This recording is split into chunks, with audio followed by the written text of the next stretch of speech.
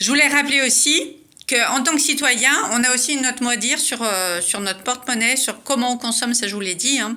Mais pensez aussi que vous pouvez soutenir des associations, des fondations, depuis votre feuille d'impôt.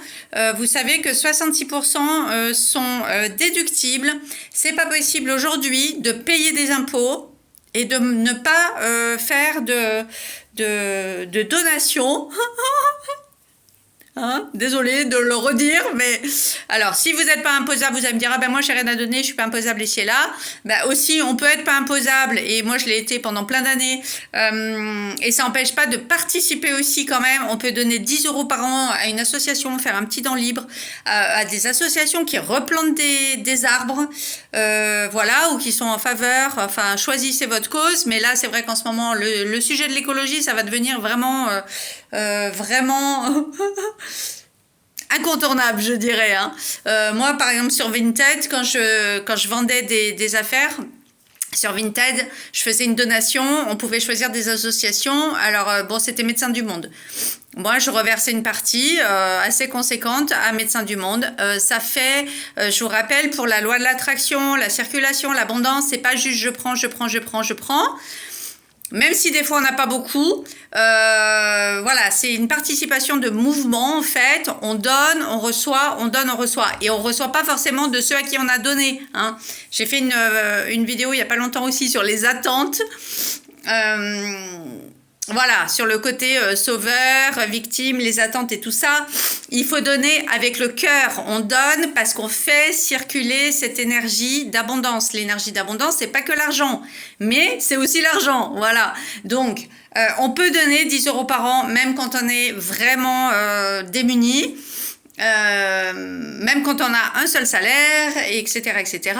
J'ai été dans des situations où vraiment je comptais et ça m'a pas empêché parce que c'est une question de priorité. J'ai donné, c'était il y a 1 an ou même il y a 2 ans, à une association pour la pédophilie. Je vous en avais parlé, hein, touche pas à mon enfant, touche pas TPAM. À eux.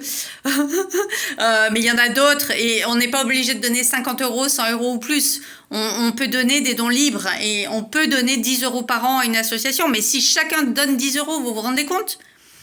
Pour replanter des arbres, pour construire différemment, etc. Bref, choisissez votre cause.